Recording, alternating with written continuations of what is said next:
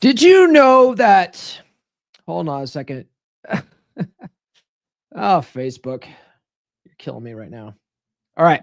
Did you know that focusing on attachment styles might be the very thing holding you back in your relationships? What if the real solution was simpler, more actionable, and could transform how others see you? Stick around because today we're breaking down why improving your value, not overanalyzing attachment theory, is the key to rebuilding lasting attraction and respect. We're going live. We'll do it live. You're listening to the premier podcast for men who want to not only be better with women, but want to be better men in general. This is the Come On Man podcast. And here's your host, Paul Bauer. Oh, man. This is like the fourth time in a row that's happened where I go to click the go live button and then I get this alert saying, hey, something happened on Facebook's end and you can't stream to Facebook, and it screws me all up. That's what happens when you go live, though, guys. Anyway, happy Monday, gents. We are live. This is the last live stream for the next 4 episodes. Don't worry, we will still have new episodes every Monday, Wednesday, and Friday without fail. Nurse Chick and I, we're going to go on the Jericho cruise this Wednesday. So the next 4 episodes are already recorded and in the can, ready to go. If you guys are new to my channel, my name is Paul Bauer, and I help men level up and get better with women. And the funny thing about doing that is it tends to make us better men in all areas of our lives. Let me ask you this real quick, guys. Are you stuck analyzing attachment styles, wondering why your relationships aren't improving despite all this wonderful theory you keep hearing about? Maybe you've heard terms like secure or anxious or avoidant thrown around, but they've done little to solve the real issues that you're facing. Does that sound familiar? The truth is, attachment theory often overcomplicates things, leaving you paralyzed with analysis instead of seeing real change. Meanwhile, every day you spend dissecting those labels is another day you're missing out on becoming the high-value man who naturally commands respect. You naturally command desire, and you naturally command commitment. In this episode, we're going to shift the focus. You'll discover why increasing your sexual market value is the ultimate game changer and how it can instantly rebalance your relationships, eliminate attachment insecurity, and make you the prize in every interaction. So stay tuned because this could change everything. Now, I pieced the notes together for this show based off of two Red Pill archive posts and one that Rollo put out in 2013. So let me drop the links to those in the live chat. Guys, if you are watching live right now, I'm dropping the links in there. If you're watching the replay, this is one of the reasons why you guys need to join the lives, because I dropped this kind of information in the chat here. So these are the 3 articles that I've sort of based my notes off of today. So the one is called Handling a Fearful Avoidant Wife. That was in the Red Pill archive. The other one was Attachment Theory and its applicability to the married red pill. And then the last one Rollo did was called SMV Ratios and Attachment, right? So before we get into all this today, though, do be sure to like, subscribe, hit those notifications. I do have new episodes every Monday, Wednesday, and Friday. Guys, if you are watching live right now, drop something in the comments. Let me know you're here. Let me know you're listening. It'll be good to hear from you guys. And then if you guys are watching the replay, drop your favorite emoji below. It doesn't really matter, but all that kind of stuff boosts us in the algorithm. If you guys are listening on Spotify, drop a comment there as well. If you guys find any value in these episodes, do consider sending a super chat. That helps support the show probably more than anything else. If you guys send a $10 super chat, a $20 super chat, or a $30 super chat, you get a special video played for you. Some of you dirty birdies really like that $30 super chat. Other of you guys are like, nah, man, that's even, I'm a filthy guy, but even that's too much. Even that's too much. All right. Fair enough. Oh, man. All right. So understanding attachment styles as relationship dynamics. So what is attachment theory after all, right? Well, attachment theory it's really it's good at identifying behavioral patterns, right? It's good at putting labels on things like, hey, this person's acting this way, they must be like this, right? So you have, secure, anxious, and avoidant attachment styles. Those explain how individuals behave in romantic contexts. Okay, good. It's an explanation. And attachment styles also influence relationship satisfaction to some degree, right? So people with secure attachment tend to have better communication and trust, while anxious and avoidant styles cause a lot of tension, right? And that's the ideal, right? The ideal is to be someone who's more securely attached. So you're not like constantly worrying about, oh, is that person cheating on me? Is that person talking to other people? Am I going to lose that person? All that kind of stuff. Like that kind of what I was just describing there is more of like the anxious attachment. Like, oh, I gotta walk on eggshells, make sure they're always happy, right? If you're like that, you're probably a little more anxiously attached. If you immediately walk away anytime someone argues with you, or they bring up any kind of they escalate things and want to challenge you on anything, and your immediate gut reaction is to go for a walk and get out of there, like you're probably more of an avoidant, right? If you like to shut down during arguments, you're probably more of an avoidant type person. But a person who's securely attached can calmly navigate those types of situations and communicate effectively, right? So that's the goal. And a lot of people, probably get into this more, but the big problem with attachment theory is people think it's very deterministic. Like, I was raised this way, so I'm an avoidant, and that's all there is to it, and there's no way around it, right? It's almost like astrology for psychology, where people are like, I'm an avoidant, I should probably get with someone who's more anxious to balance me out a little bit, or I don't know. Like, some people actually think that. I've seen articles where they're like, if you're an avoidant, this is the type of person you should get with, because that's going to be your best ideal match. It's like, it's not deterministic. You can fix this stuff. Everyone can become more securely attached, right? So putting these labels on things don't necessarily help things all that well. And that's why I say, like, but behavioral change matters more than labels do. Okay. You're putting labels on this stuff. It's like, okay, you've put a label on it. Now what? What are you going to do about it? Right. So focusing on behaviors that strengthen the relationship is more actionable than diagnosing the attachment style itself. You see where I'm going here? I'm advocating for men to take action on this stuff. A lot of what guys do is they try to figure out what kind of attachment style their wife is, and then they try to dance around her attachment, trying to fix her, right? That's what we call a covert contract. That's not going to help you either. Okay. So forget that. So the next concept here is that the sexual market value as a key driver of attachment behavior. So this is where Rollo's article really is very helpful, where he actually, I dropped it in the chat there.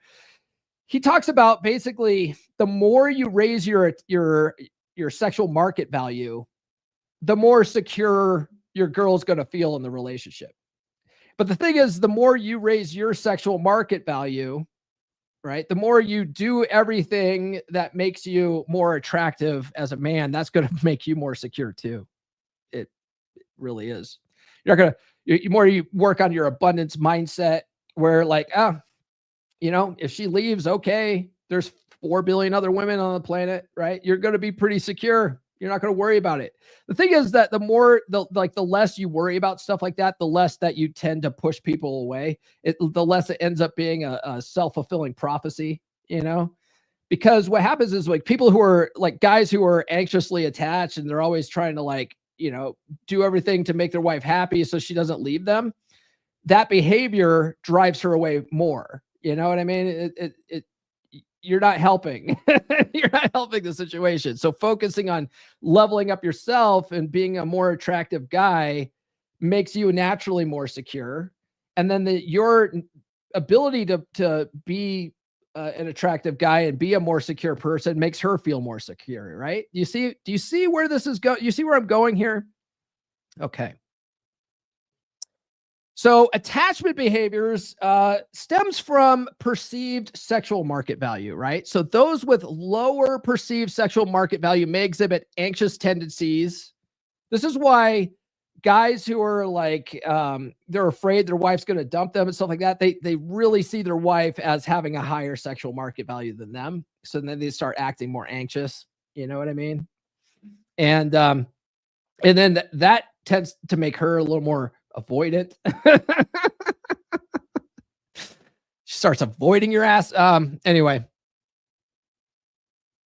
And that's the thing, right? That's like women, you got to understand women's hypergamy and their hypergamous nature. They have to see you as having higher sexual market value than them for them to stay attracted and want to be with you in the first place, right?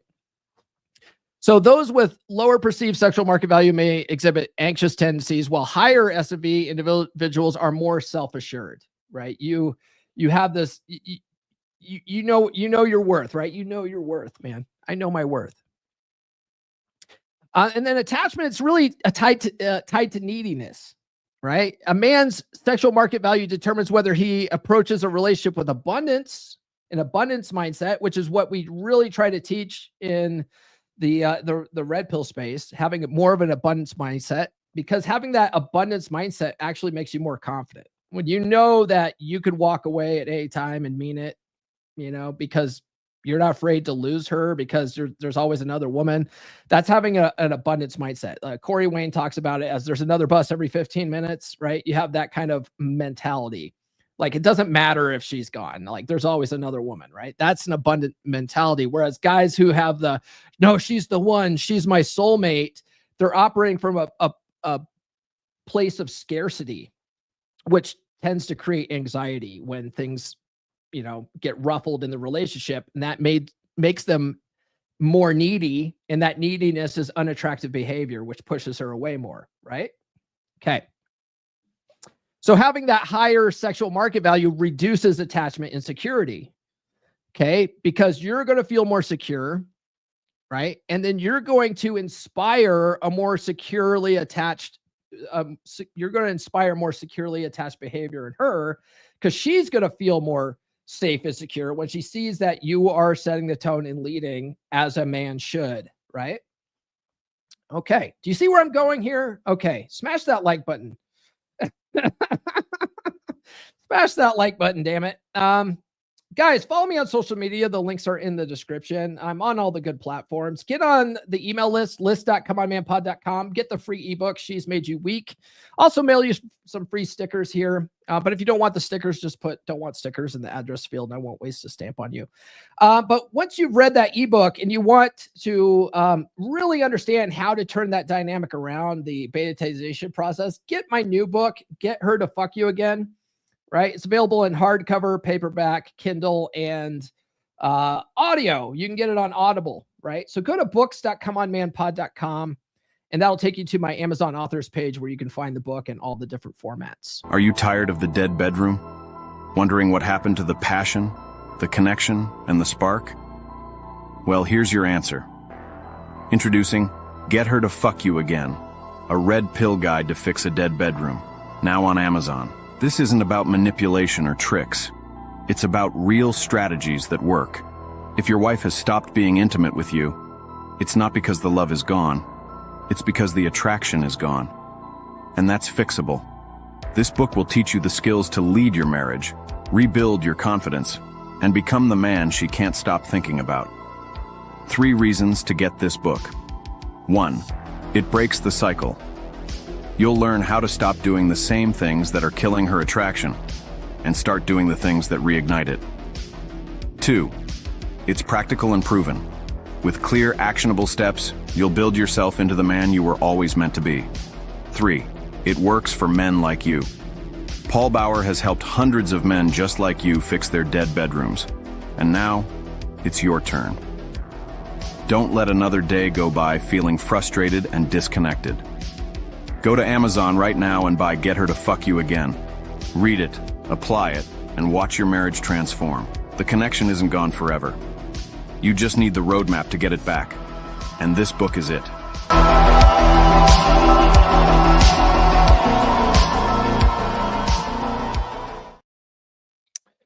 JS says, attachment styles is such BS. This girl likes gifts, buy her gifts. Yeah, not my style, didn't work out. Well, that's more of that's more of love languages. That's also bullshit too, though.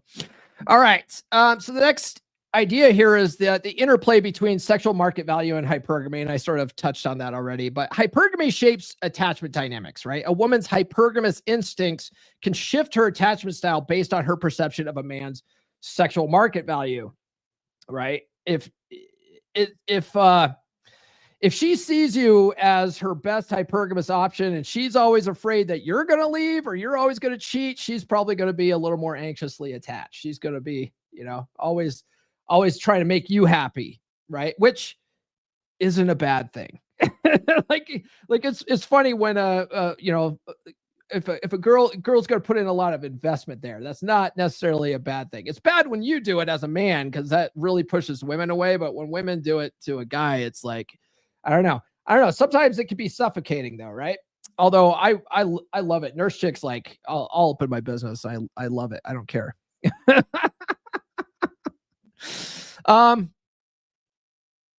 Disparity in sexual market value impacts security, right? So this is where this comes from Rollo, right? And then he really pulled a lot of this from Royce. Royce was talking about ratios, right? Sexual market value ratios. And so relationships with a 2-to-1 sexual market value ratio favoring the man tends to create a healthier dynamic than a perceived equal or imbalanced sexual market value, right? This is why when guys are like looking for their partner, this is why I really try to get guys to abandon that idea. You don't want an equal partner, okay? You want to be the captain. She's got to be your executive officer. If you try to have an equal partnership, it's not going to work out. She's going to it's just not going to work out, right? What's going to happen is you're going to end up deferring to her. You're going to want her buy-in on everything. You're going to end up making her the decider, and that's going to put her at a higher value than you, and that's going to make her question the relationship because of her hypergamous nature. She's like, wait, why is this guy always deferring to me? Why can't he make decisions, right? So that's going to mess up a lot of the stuff. So you've got to be perceived. And I'm talking about perceived here, right? And some women won't think that you're higher sexual market value, but other women will, right? Like that's a part of the dating process is testing for interest, testing a woman's ability to follow your lead, right? A lot of guys don't do that. They rush into marriage and then they find out all this shit on the back end. And they're like, why isn't my relationship working, right? Anyway, so that disparity, right, it impacts the security in the relationship. If you have a higher sexual market value than her, like 2-to-1, that's what Rollo argues is the ideal, is 2-to-1. He argues like a 4-to-1 is unrealistic in a lot of expectations. He says the only time you typically see that is guys who like marry a woman and then get a lot of status and fame. Like maybe they make it big in Hollywood and then they're with like the average Jane that they met before they got famous, right? That's where you see like a higher 4-to-1 type ratio. Not really a realistic situation in most circumstances, but a 2-to-1 is pretty easy to come by, right? Well, that 2-to-1 ratio is going to make her feel safe and secure in the relationship. And you're going to know that you have other options, right? Whether you exercise them or not, that's up to you. And then hypergamy, it's a game of perception. Right? It's a game of perception. Men can influence attachment by improving how they're perceived, aligning with women's evolutionary instincts, right? That's why we're always talking about like work on your muscles, money, game, and frame, because those are all the things that women instinctually respond to from an evolutionary standpoint. Like they can't help it. They're hardwired. They're hardwired to like that kind of stuff. They're hardwired to like stuff like confidence. They're hardwired to like a guy who's decisive. They're hardwired to like a guy who sets the tone and leads, right? So if you can get yourself to a place where you feel confident doing all those types of things, she'll naturally sort of fall in line most of the time, right?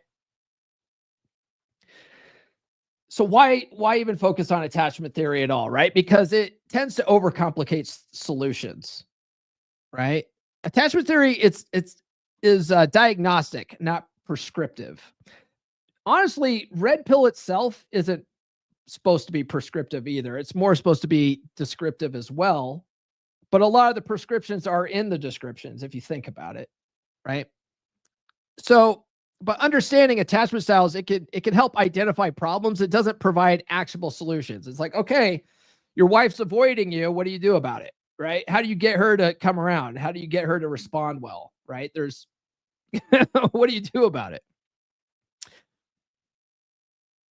And so I argue that behavioral change outweighs attachment analysis. Okay. So men who focus on self-improvement rather than psychoanalyzing the dynamics, they tend to see better outcomes because they're taking action. Men do better with taking action than they do talking about their problems anyway. That's why, working with a coach is oftentimes for men better than going to see a therapist, because a lot of therapy is like talking through your feelings and stuff. It's like, okay, I feel like she doesn't want to fuck me. Now what? What are you going to do about it? Right.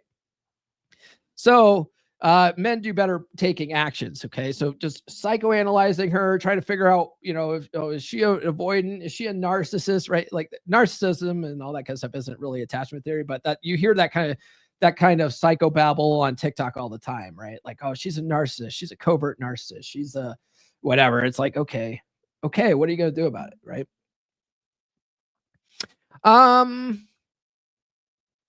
And then attachment theory can lead to paralysis by analysis. Okay. So the overemphasis on theory detracts from actionable strategies like increasing sexual market value. Increasing your sexual market value is pretty fucking straightforward, right? You follow the map, right? And lay out here and get her to fuck you again. You follow the map. You're taking these actions. You'll start noticing different changes, right? It doesn't matter what her fucking attachment style is now. Okay. The more you increase your sexual market value, the more she's going to come around and feel more attached. Okay. That's the idea. Guys, get in Beer Club, beer.comeonmanpod.com. It's a good group of dudes. We have about, we have over 50 guys in there right now. They're all in there swapping notes and leveling up in various areas of the life. Some guys are working on relationships. Some guys are working on dating. Some guys are just working on losing weight. It's a good bunch of guys. They're all studying this stuff. So if you're looking for a group of like-minded men to connect with, Beer Club's the place. Okay. Let me play a commercial for that. I think we're having an impromptu meetup this week. I think Brother Omega is hosting it. I'm not going to be available. I'm going to be on a ship cruising the Caribbean, but Brother Omega is going to have a meetup. So if you guys have been thinking about joining the group and joining one of our calls, book sign up now. It's there's a free trial available. Show up for the call. If you like it, stay in the group. If you don't like it, cancel before you get charged. No harm, no foul. Let me play a commercial for that. Here's a harsh truth that everybody gets upset about online when I say it. They get upset because of their ego investment into the fairy tale idea of love and partnership. They get upset because of their ego investment into the idea that their woman is their best friend, their confidant, and they think that love will conquer all, and that their woman will be there through thick and thin. The truth is that as a man, your woman is hardwired biologically and psychologically to want you to be her rock. It doesn't work the other way around. Women do not care about your struggles as a man.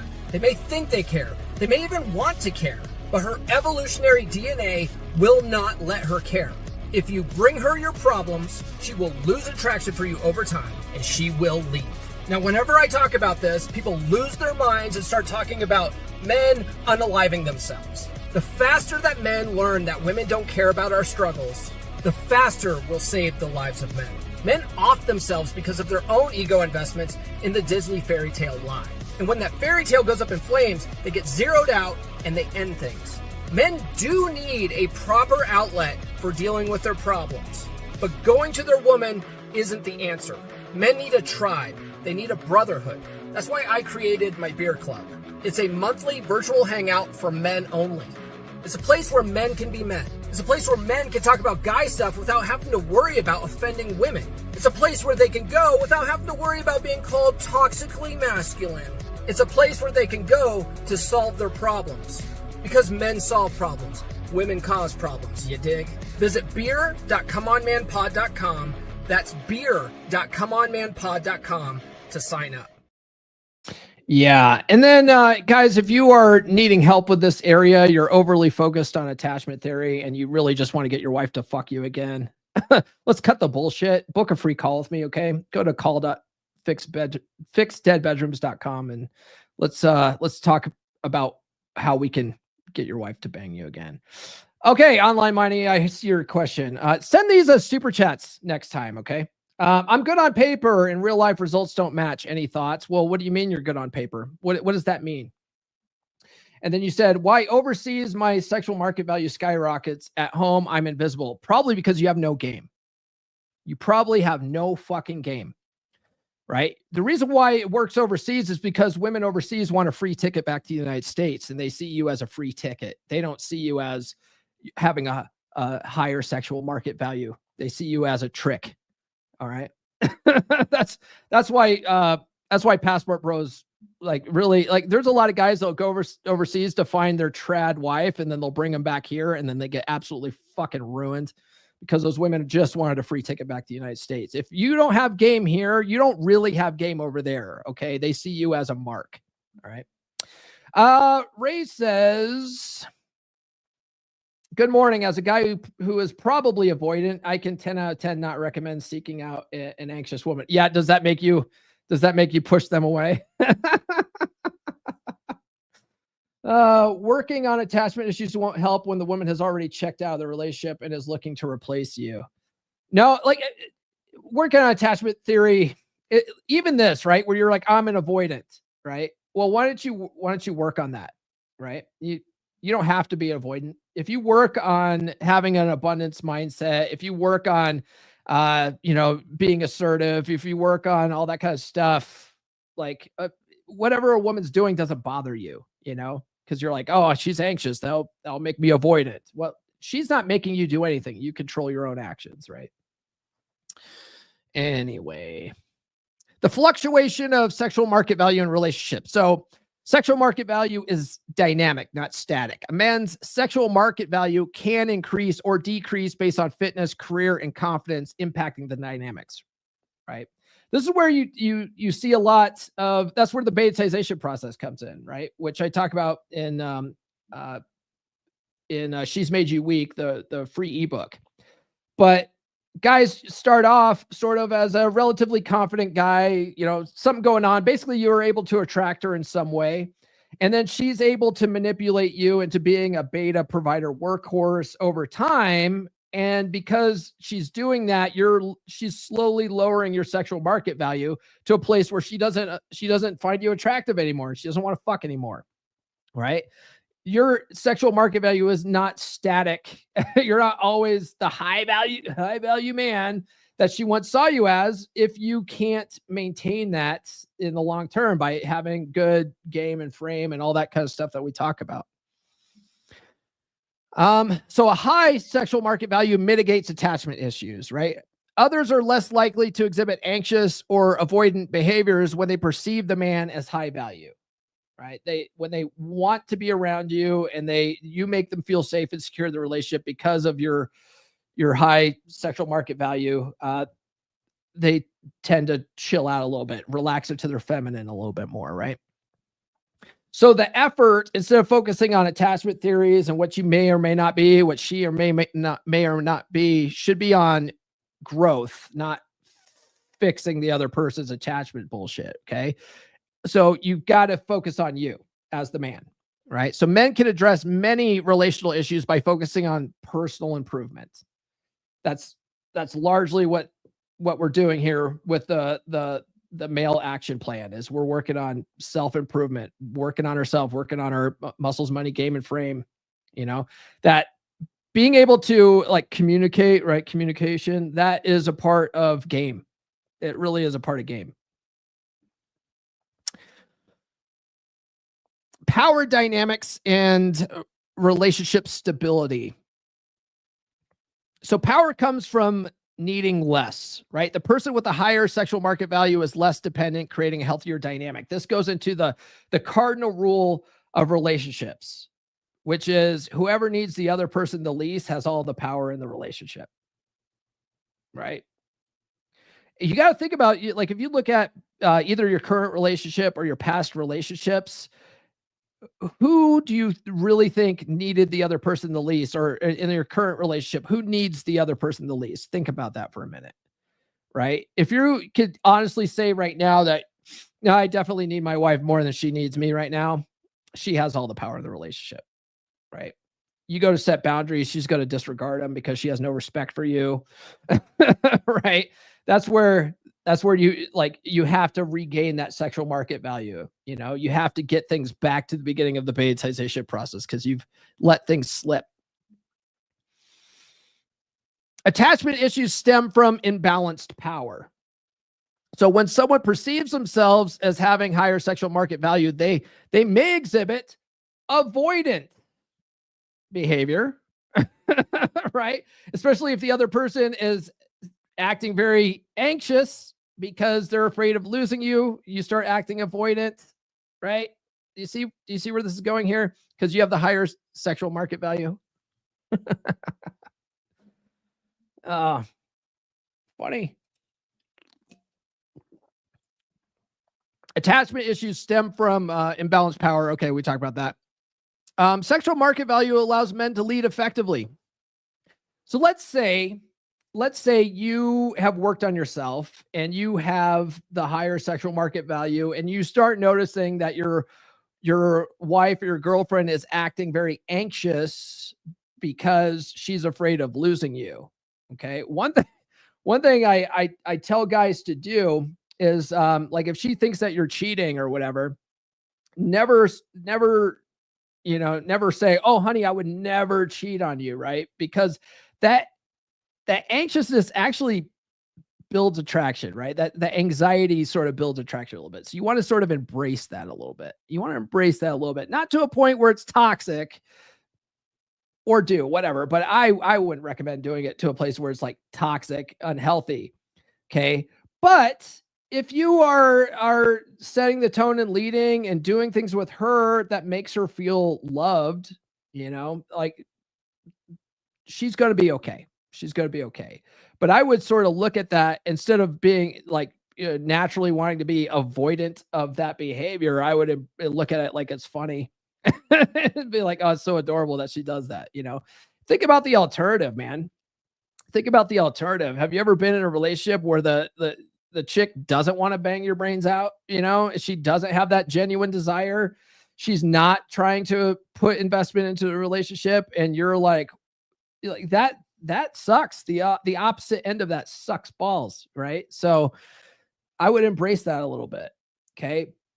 And I'll tell you what, though, that's a part of developing more of a secure, attached style, right? When you work on yourself and you have that abundance mindset and you sort of see it for what it is, where she sees you as her best hypergamous option and she doesn't want to lose you, so she's putting investment in, like, own that shit, right? Don't be avoidant of that, One of the things that Dr. Robert Glover talked to me about one time, he was on a podcast years ago.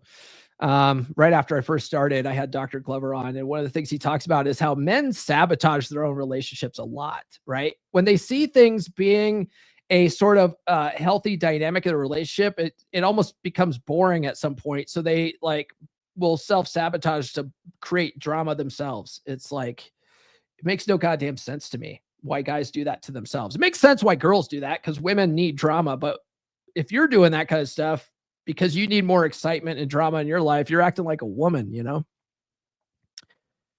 Anyway, sexual market value allows men to lead effectively. Okay. So a higher sexual market value gives a man leverage to set boundaries and lead, reducing conflicts. And that's the thing, is that women want a guy that does that. Women sort of want a guy that does that naturally. So you have building up your sexual market value to a place where she sees you as her best hypergamous option allows her to relax more and sort of want that from you. So when you start providing that for her, now she's like, oh, thank God he's doing that. So the role of dread in maintaining attraction. This is a big thing in the red pill space, is the idea of dread game, right? So dread creates subconscious attachment security. Okay. So a woman who fears losing a high value man, a high value sexual market value man, is more likely to invest in the relationship, right? That is going to make her a little more anxiously attached. You see, if she really does think that you're her best option and that she might lose you, it's naturally going to make her feel a little more anxiously attached. So you got to embrace that a little bit. And then healthy dread contrasts anxious attachment. So instead of clinging, a man with high sexual market value inspires others to work towards relational harmony. So one thing I will say with Nurse Chick, right? She puts in a shitload of investment in the relationship, but her, me inspiring her to do that creates a harmony, because I'm equally in putting investment in the relationship by setting the tone and leading, by doing my job, right? Now she wants to invest too, and now it makes things effortless. Okay. And now we could both be somewhat securely attached, right? Those attachment dynamics are secondary to attraction. So maintaining attraction through sexual market value is more effective than trying to address attachment styles directly. Because when you start working on the stuff, you might see these behaviors. You might see her being more anxious. And when you actually, guys, when they first come to you, when you're trying to get her to fuck you again, she's probably being a little more avoidant, right? So what do you do about that? You work on yourself, right? Oh, but she's being too anxious. That's a good problem. Like, you work on yourself and you sort of look at it like it's a good problem to have. You know what I mean? And then if she's secure, well, even better. Like, why are you even coming to me? Like, you probably have a good relationship as it is. So focusing on sexual market value it's the real solution here. This is probably going to be a shorter episode, but that's fine. A lot of my episodes lately have been relatively short. I haven't made it to the full hour, but that's because you guys aren't really interacting with me. I'm blaming you guys instead of just rushing through all my show notes. I'm just fucking around. All right. So focusing on sexual market value is the real solution. So here's the thing. Sexual market value is actionable. You know what you need to do to increase your sexual market value, right? Work on your money, muscles, game, and frame. It's pretty simple, right? It's not simple to do the work, but the idea of what you need to do is simple. You just need to do the work and be consistent at it. That's the hard part, right? So sexual market value is actionable. Attachment is theoretical, right? So improving sexual market value through fitness, status, and confidence, that actually yields tangible results. If not with your wife, then with every other girl in the neighborhood. You know what I mean? But the funny thing is when your wife starts seeing all the other women in the neighborhood, like, making eyes at you and flirting with you, and when you're like a social person and you're talking to everybody you meet, your wife sees all this stuff, that starts to make her a little less avoidant, a little more anxious, unless she's already fucking hates your guts. Then, yeah, there's not much you can do there. Attachment theory lacks tools for growth. So sexual market value improvement provides a clear roadmap. It's pretty simple. It's almost like paint by numbers, as Ryan Stone would say. It's almost paint by numbers. Okay. It does provide a clear roadmap. Okay. But which, unlike abstract ideas like theories about relationship, or people's behavior, that doesn't really provide anything tangible to work with. You know what I mean? So sexual market value enhancement shifts dynamics. So as a man's sexual market value increases, others naturally adjust their behavior in response. And you can see this in real life. You can see, this is why, like, the nerds out there that don't like the terms like alpha and beta. It's like, okay, fine. You don't like the words. It makes you feel icky or whatever, liberal nonsense. But you can see it in action. You can see when someone has a dominant masculine presence. Like, you almost feel it. It's almost palpable when the big dog walks into the room and everyone's eyes go on that guy, right? Like, you know it. You know when a guy is the alpha male, right? Well, you can work towards that. You can work towards behaviors like that. All that type of stuff is stuff that you can actionably do, like for 99% of guys out there, guys that really have a hard time with that kind of thing would be some guy with some kind of physical or mental disorder, like if you're in a wheelchair, it's pretty hard to work on some of this stuff, like if you're missing legs. But have you ever seen, one thing I don't like about guys that make excuses like that is, like, have you ever seen guys who like had their legs blown off in war, and then they have like an Instagram page where they're like powerlifting and shit and they have no legs? It's like, if that guy could do it, fucking you could do it too. Quit complaining. You know what I mean? Those guys, I like following guys like that on Instagram. Guys that are like, that have they're missing an arm, but they're still going to the gym, and they're like their remaining arm is like totally jacked and stuff. It's because, like, they're not making excuses. They're still putting the work in. You're like, Jesus, that's inspiring. If that guy could do it, what's my fucking excuse? I still have all my arms and legs. There's no reason why I can't do that kind of thing. You know what I mean? Anyway.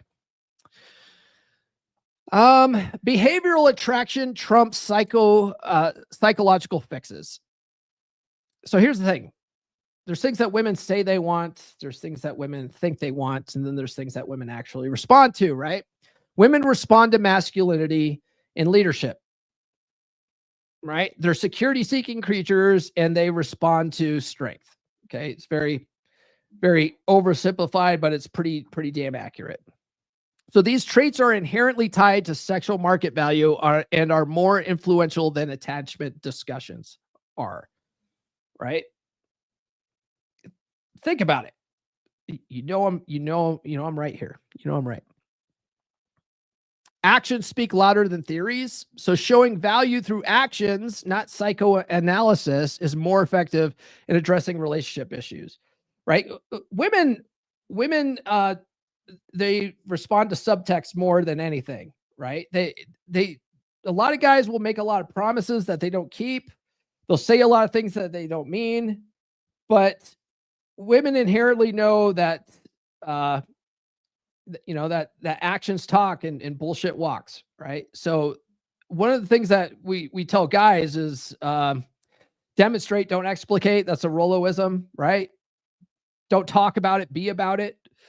If you are a guy that takes actions that she notices, you don't have to say anything. She notices the work that you're putting in. She notices this stuff. That will do way more good than worrying about what attachment style she may or may not have, right? And then attachment issues diminish with confidence. So a high SMB value man, right? High sexual market value man projects confidence, reducing the likelihood of attachment insecurity in others. And but that confidence in himself will make him feel more securely attached too. You're not like worried about losing her, right? You're not worried about losing her because you're her best hypergamous option. And then if you do lose her, did you really lose her, or is that her problem, right?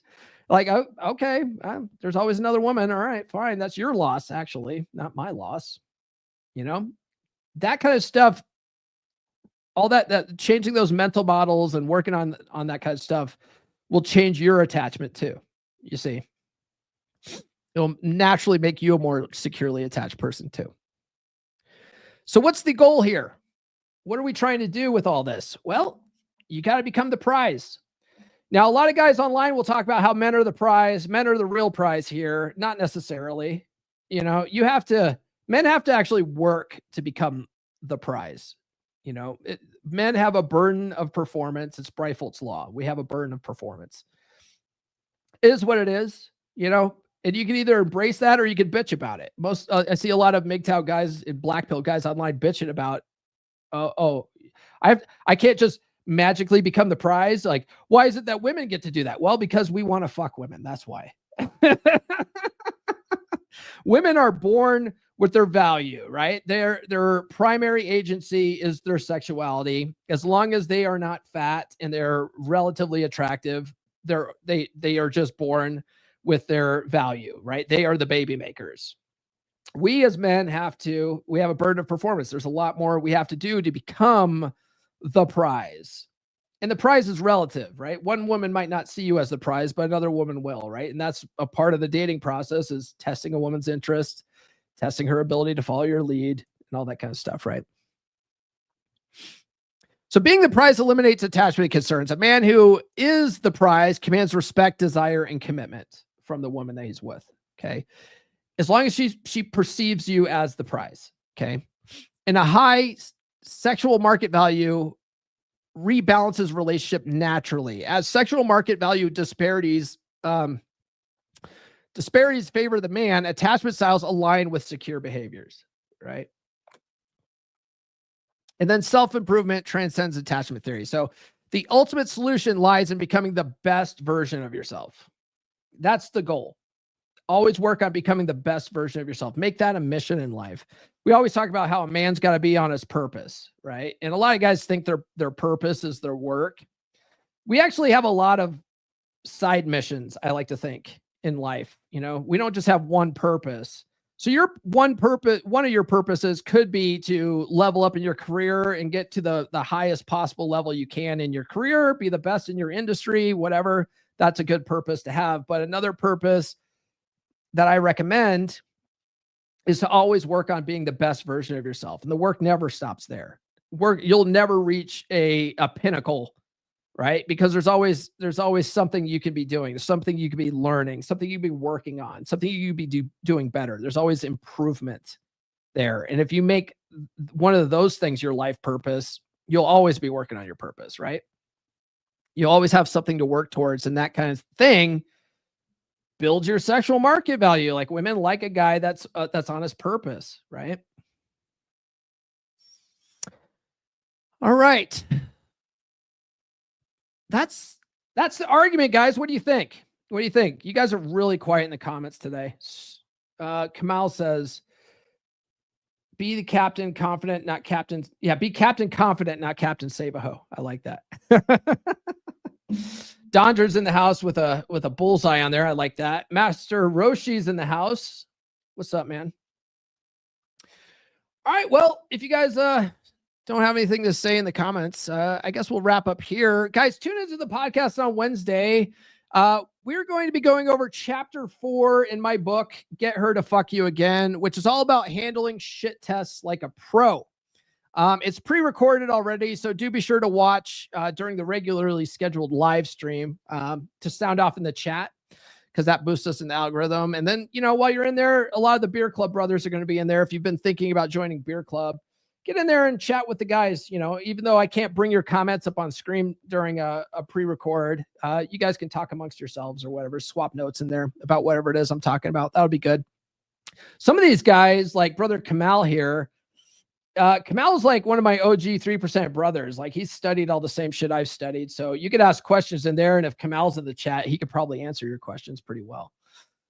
Oh, hey, Nurse Chick's in the house. She says, good morning, gentlemen. I didn't see that earlier. She gets this. I'm so naughty.